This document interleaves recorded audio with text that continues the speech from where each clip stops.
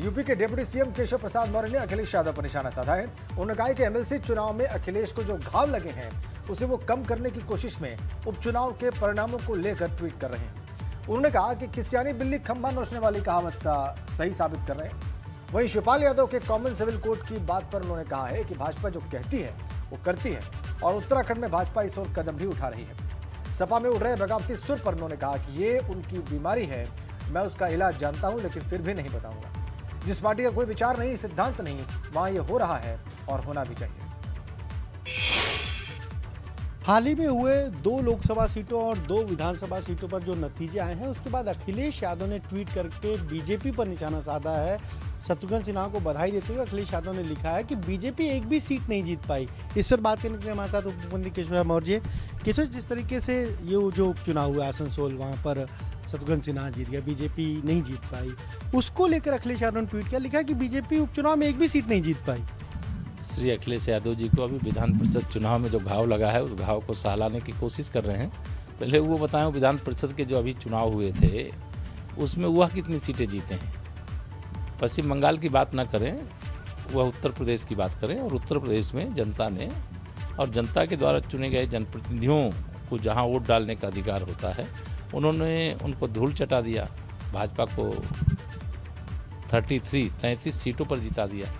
इसके बाद वो जो घाव है उस घाव को भरने की कोशिश कर रहे हैं। और पहली बार विधान परिषद में पूर्ण बहुमत में बीजेपी आने वाली। निश्चित तौर से पूर्ण बहुमत में आ चुके हैं। केवल हमारे सभी जो सदस्य हैं उनकी शपथ होना बाकी है। और अब उच्च सदन भी, जैसे विधानसभा का हमारा बहुमत है वैसे ही उच्च सदन में भी हमारा विधान परिषद में बहुमत होगा। यानी वहाँ नहीं जीत पाए तो ट्वीट के जरिए हमला करके कम से कम उस, मैंने कहा ना कि किसियानी बिल्ली खंभा नोचे। सवाल है, जैसे शिवपाल यादव ने 2 दिन पहले अंबेडकर जयंती पर कहा कि कॉमन सिविल कोड, जो बात बीजेपी कहती थी अब बात शिवपाल यादव भी वही बात कह रहे हैं। देखिए, मेरा ये मानना है कि भारतीय जनता पार्टी जो कहती है वो करती है। और श्री राम जन्मभूमि पर मंदिर बनाने की बात हम लोग कहते थे, आज रामलला का भव्य मंदिर बन रहा है। धारा 370 हटाने की बात हम लोगों ने कही थी, आज धारा 370 समाप्त हो गई। कॉमन सिविल कोड की जहाँ तक बात है, इस दिशा में भी उत्तराखंड सरकार, उत्तर प्रदेश सरकार, यह सब आगे बढ़ रही है। मैं समझता हूं कि भारतीय जनता पार्टी की जो विचारधारा है वही सही विचारधारा है। जो आज हमारी विचारधारा के विरोध में आज जिन भी विषयों पे आज होंगे वह कल उन विषयों को स्वीकार करेंगे। जो पहले विरोध में रहते थे आज उसको स्वीकार कर रहे हैं। तो यह कोई मेरे लिए आश्चर्य का विषय नहीं है। नहीं, वो संकेत दे रहे हैं क्या साथ आने का, या फिर वो आना चाह रहे हैं, हरी झंडी नहीं मिल रही है? ये तो मेरा विषय अभी मैं समझता हूँ ये है नहीं। भाजपा प्रचंड बहुमत से देश में, प्रदेश विधानसभा में, लोकसभा में, विधान परिषद में, राज्यसभा में, हर जगह हम बहुमत में हैं। हमारी कोई ताकत जनता के आशीर्वाद से कम नहीं। तो चुनाव के पहले आपने हमसे बातचीत में एक बार कहा था, मुझे याद है, कि जब परिणाम आएंगे तो समाजवादी पार्टी में भगदड़ होगी। तो वही स्थिति देखने को मिले। पहले सहयोगियों ने तमाम सवाल उठाए, अब तो पार्टी के भीतर ही लोग सवाल उठा रहे हैं। ये समाजवादी पार्टी की बीमारी है। मैं उसका इलाज जानता हूँ तो भी नहीं बताऊँगा। मैं तो चाहूँगा कि वो बीमार रहे और जो आवाज़ उठ रही वो उठेगी ही। जिस पार्टी का कोई नीति नहीं, रीति नहीं, कोई सिद्धांत नहीं, कोई विचार नहीं, तो वहाँ तो यह होना भी चाहिए, हो भी रहा है। लेकिन ये उनकी पार्टी का आंतरिक मामला है, मेरी पार्टी का मामला नहीं। तो ये आपने सुना क्या कहना उप मुख्यमंत्री केशव प्रसाद मौर्य का। साफ तौर पर कह रहे हैं कि जिस तरीके से अखिलेश यादव ने ट्वीट किया है, एमएलसी चुनाव में एक भी सीट नहीं जीत पाए और शायद इसीलिए अब वो इस ट्वीट के जरिए कहीं ना कहीं अपनी हार को कम करने की कोशिश कर रहे हैं। कैमरे प्रमोद के साथ अनुभव शुक्ला, एपी गंगा, लखनऊ। सपा से नाराज विधायक आजम खान को ओवैसी की पार्टी ने दिया ऑफर। सीतापुर जेल में बंद आजम खान को भेजी गई चिट्ठी। लिखा, मुसलमानों की हमदर्द पार्टी नहीं, समाजवादी पार्टी। एआईएमआईएम में शामिल होकर पार्टी कार्यकर्ताओं की करे रहनुमाई।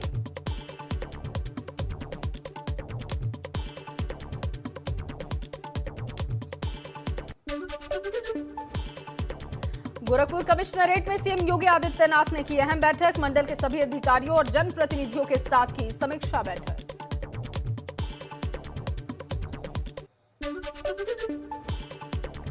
गोरखपुर में सीएम योगी ने लगाया जनता दरबार। दूर दूर से फरियाद लेकर पहुंचे लोगों की सुनी समस्याएं। अधिकारियों को दिए समस्याओं को दूर करने के निर्देश।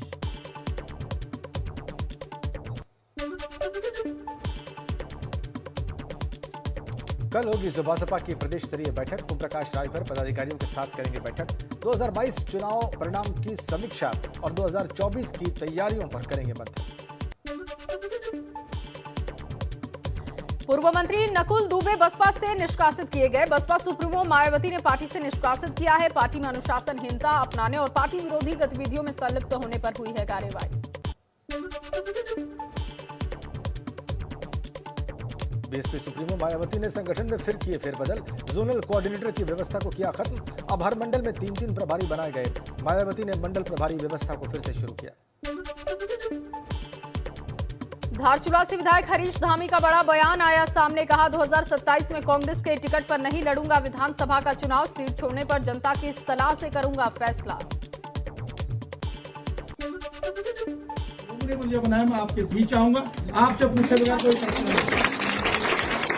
आप नहीं मानिए, जब तक आपको नहीं पूछूंगा आप लोगों को, तब तक मैं सीट छोड़ूंगा नहीं। लेकिन इतना जरूर है कि मैं आज घोषणा कर रहा हूं कि 27 का चुनाव चाहे कांग्रेस की सरकार बन भी रही होगी, मैं कांग्रेस के टिकट पर चुनाव नहीं लड़ूंगा।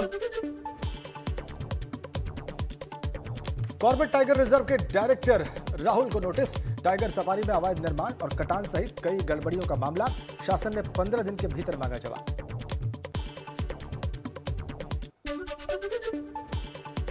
अयोध्या में ऐतिहासिक 84 कोसी परिक्रमा का आगाज हो चुका है। 500 से ज्यादा साधु संत और श्रद्धालु परिक्रमा में शामिल हुए। 5 जिलों से होते हुए 22 दिनों तक ये परिक्रमा चलेगी।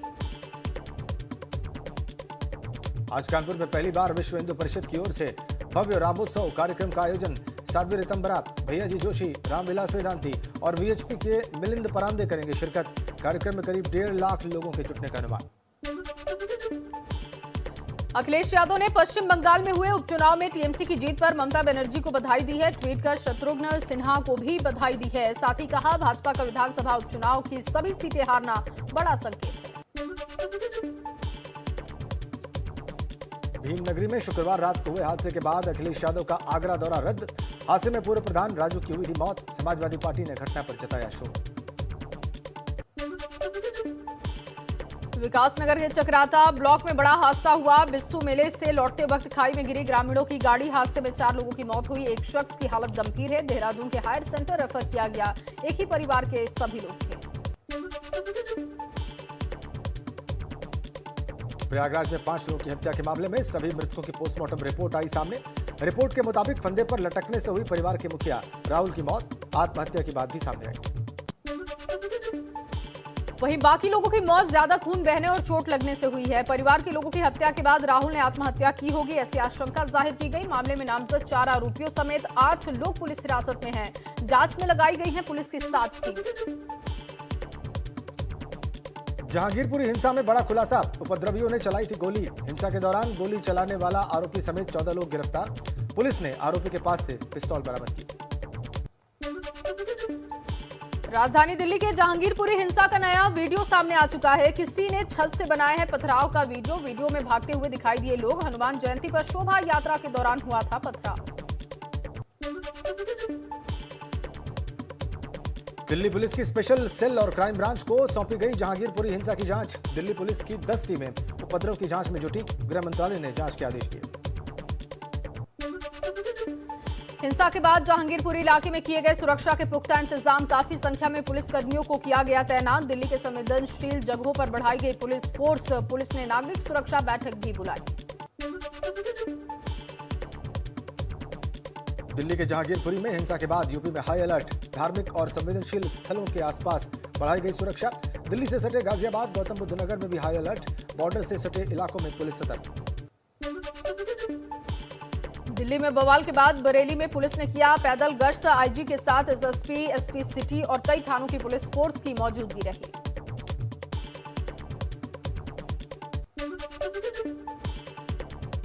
दिल्ली में हुए बवाल के बाद ग्रेटर नोएडा में भी मुस्तैद दिखाई दी पुलिस। ग्रेटर नोएडा के परी चौक पर पुलिस ने चलाया सघन चेकिंग अभियान। हर वाहन की चेकिंग जारी।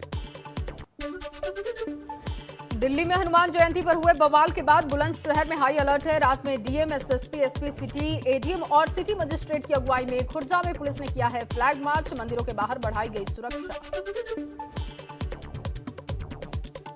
देश की राजधानी में हनुमान जयंती पर हुए पथराव के बाद गोंडा पुलिस सतर्क। एसपी के निर्देश पर जिले के सभी थानों की पुलिस फोर्स ने भीड़ वाले इलाकों में की रात्रि गश्त, लोगों में कराया सुरक्षा का एहसास। कासगंज में भी हाई अलर्ट के चलते मुस्तैद दिखाई दी पुलिस। शहर के धार्मिक स्थलों और मुख्य मार्गों पर पुलिस फोर्स ने पैदल मार्च किया। संवेदनशील इलाकों और चौक चौराहों पर कड़ी निगरानी। आगरा में पुलिस लगातार चला रही चेकिंग अभियान। शहर के अलग हिस्सों में हर आने जाने वाले की चेकिंग कर रही पुलिस। शामली में एसएसपी ने कैराना में फुल पेट्रोलिंग की है। बालाजी शोभा यात्रा पर पुलिस प्रशासन को सतर्कता बरतने के निर्देश हैं। पुलिस को अलर्ट पर रहने के लिए कहा गया। गाजियाबाद और दिल्ली की तमाम सीमाओं पर भारी पुलिस फोर्स तैनात। रात को आईजी प्रवीण कुमार ने लिया सुरक्षा का जायजा। सोशल मीडिया पर भी नजर रख रही है पुलिस। दिल्ली के जहांगीरपुरी में हिंसा के बाद अयोध्या में भी बरती जा रही है सतर्कता। चप्पे चप्पे पर पुलिस के जवान तैनात हैं। सुरक्षा व्यवस्था कड़ी, मंदिरों के आसपास खास सुरक्षा। अलीगढ़ में शरारती तत्वों ने किया पथराव। पूजा का विरोध कर रहे थे लोग। शरारती तत्वों ने की पत्थरबाजी। मामले में पुलिस ने शुरू की जांच। कोतवाली थाना इलाके के मानिक चौक का मामला। रुड़की में हनुमान जन्मोत्सव शोभा यात्रा के दौरान पथराव हो गया। कुछ लोगों को पथराव में आई है चोट। सूचना मिलते ही भारी पुलिस फोर्स मौके पर पहुंची। भगवानपुर के डांडा जलालपुर का ये पूरा मामला।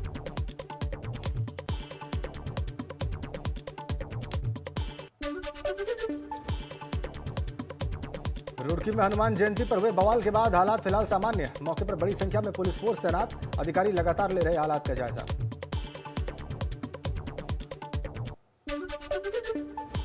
लखीमपुर खीरी के दुधवा नेशनल पार्क में पर्यटकों को भालू का दीदार हुआ। पर्यटकों की जिप्सी के सामने पहुंचा भालू। शहद की खोज में निकला था भालू। भालू को देखकर पर्यटक रोमांचित हुए।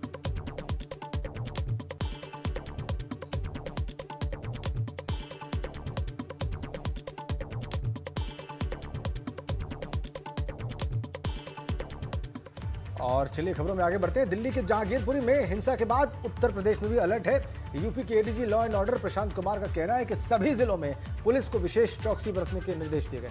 बिल्कुल, और कई मुद्दों पर भी उनसे बात की है हमारे संवाददाता अनुभव शुक्ला ने। आप भी सुनिए। दिल्ली के जहांगीरपुरी में जो घटना हुई उसके बाद सबसे ज़्यादा अगर हम कहें चौकन्ना कोई हुई तो यूपी पुलिस हुई।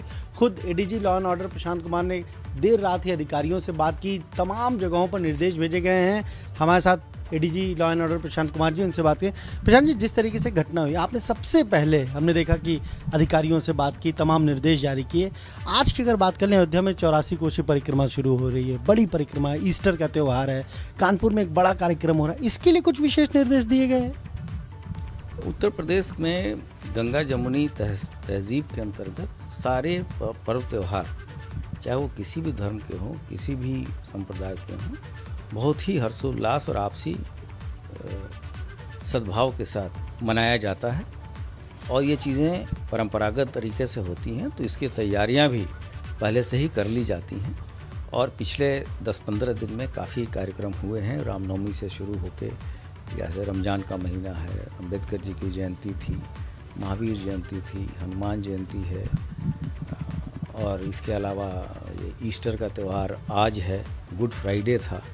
तो इन सभी चीज़ों को देख के पहले से ही निर्देश दिए गए थे। कल जो दुर्भाग्यपूर्ण घटना दिल्ली में हुई है, उसके बाद से और भी सतर्कता हम लोग बरत रहे हैं।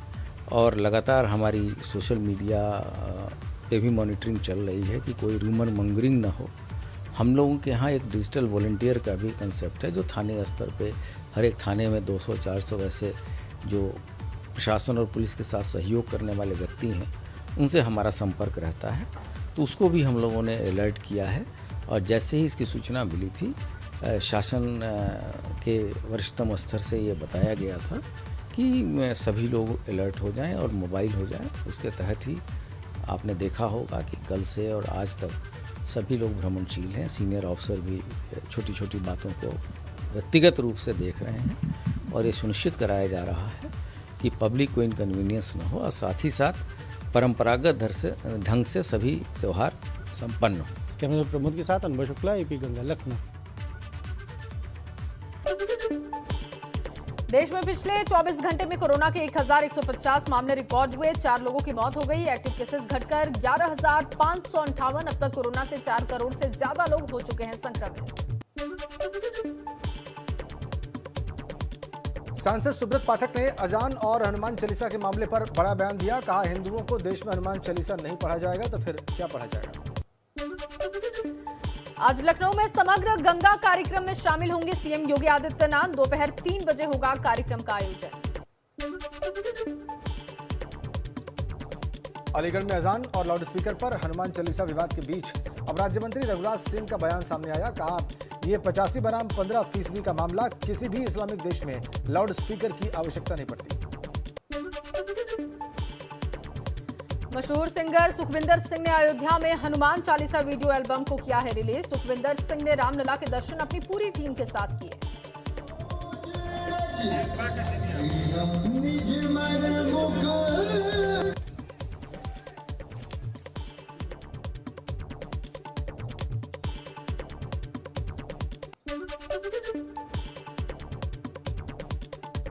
पिछले काफी समय से अल्मोड़ा के जंगलों में आग लगी हुई है। अब तक कई हेक्टेयर जंगल जलकर खाक हो चुके हैं। वन विभाग के मुताबिक अल्मोड़ा में इस फायर सीजन में वनाग्नि की 100 से ज्यादा घटनाएं हो चुकी हैं और करीब 255 हेक्टेयर वन क्षेत्र जल चुका है। रुद्रप्रयाग में सड़क की मांग को लेकर लोगों ने किया प्रदर्शन। ग्रामीणों के मुताबिक सड़क का काम 3 साल बाद भी नहीं हो पाया है। मांग पूरी नहीं होने पर चक्का जाम करने की चेतावनी। कर्णप्रयाग में मां नंदा के धर्म भाई सिद्धपीठ लाटू देवता मंदिर के कपाट 6 महीने के लिए खोले गए। भगवान लाटू का यह मंदिर चमोली के देवाल ब्लॉक स्थित वाण गांव में है। हापुड़ में नेशनल हाईवे 9 के पास गत्ता फैक्ट्री में आग लगी। आसमान में छाया धुएं का गुब्बार। अज्ञात कारणों से लगी आग से लाखों का नुकसान हुआ। दमकल की कई गाड़ियों ने मौके पर पहुंचकर आग पर काबू पाया। कानपुर में सड़क के किनारे खड़े ट्रक में अचानक आग लगने से हड़कंप। लोगों ने मिलकर आग पर काबू पाया। जाजमऊ इलाके का मामला। आगरा में सिलेंडर का पाइप लीक होने से ठेले में लगी आग। पूरा ठेला जलकर हुआ राख। एक शख्स भी आग में झुलसा। बटेश्वर कस्बे की ये पूरी घटना। ठेले पर चलती थी छोले भटूरे की दुकान। कुशीनगर में मिठाई की दुकान में लगी भीषण आग। मिठाई बनाते वक्त सिलेंडर में आग लगने के बाद फैली आग। इसकी चपेट में कई घर आए। खड्डा थाना इलाके के लखुई गांव का मामला। आग लगने का लाइव वीडियो आया है सामने। अपना सामान लेकर इधर उधर भागते दिखाई दिए लोग। दूर से ही दिखाई दे रही थी आग की लपटें। ग्रामीणों और दमकल की टीम ने बमुश्किल आग बुझाई।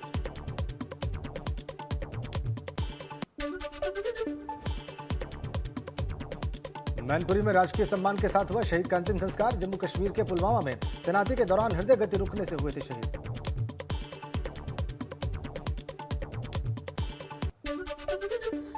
अंबेडकर नगर में यूपी गैंगस्टर एक्ट के तहत 1 करोड़ 15 लाख की अचल संपत्ति कुर्क की गई है। शातिर अपराधी ओम गिरी उर्फ उमानाथ गिरी पर हुई है कुर्की की कार्रवाई।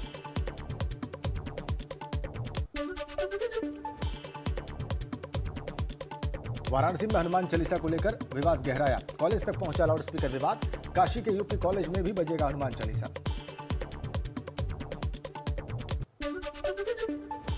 मथुरा में गोवर्धन थाना इलाके में मस्जिद पर बजने वाले लाउडस्पीकर को मथुरा पुलिस ने बंद करवा दिया। हिंदूवादी संगठन के लोगों ने मस्जिद में लाउडस्पीकर बजने के बाद हनुमान चालीसा का पाठ करने की चेतावनी दी। मौसम विभाग ने दिल्ली में भीषण गर्मी के प्रकोप की संभावना जाहिर की है। येलो अलर्ट भी जारी। 2 दिनों तक लू चलने का अनुमान। 42 डिग्री सेल्सियस तक पहुंच सकता है अधिकतम तापमान। ब्रिटेन के प्रधानमंत्री बोरिस जॉनसन 21 अप्रैल से करेंगे भारत का दौरा। प्रधानमंत्री के रूप में बोरिस जॉनसन का ये पहला भारत दौरा होगा। गुजरात से करेंगे अपने दौरे की शुरुआत। 22 अप्रैल को पीएम मोदी से होगी उनकी मुलाकात।